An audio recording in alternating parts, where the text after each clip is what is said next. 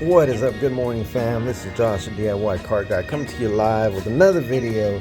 This one's a simple video just on how to change the battery on your BMW key fob. Now, I've got two key fobs here for BMWs. These are both for older BMWs. The new ones are a little different. But this one right here, you don't have to worry about. My understanding on this one is every time you put it in the ignition key, if you don't have the convenience package, it charges itself. And even if you have the convenience package, if you put it in there, it's going to charge itself. That's my understanding. If I'm wrong about that, let me know in the comments. I don't want to mislead anybody.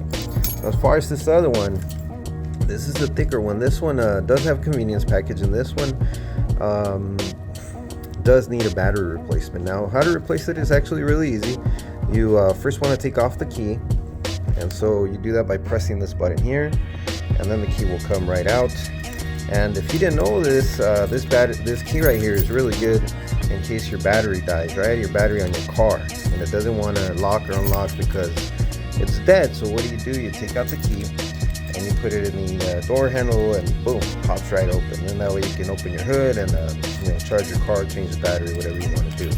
Now, as far as changing the actual battery on the remote, this is actually fairly easy. Now, the way I do it is I like to take the key out.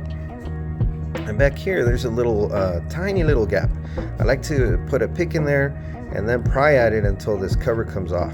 The reason I do it that way is if you try to take it off from this angle here, this area here, you're gonna scratch it. And so I have a little pick. If you don't have that, you can probably use a screwdriver or something else. This is what I use, and it works really good. Like I said, I put it in the tiny little hole there, and I pick out it so it comes off. This little cover will pop off.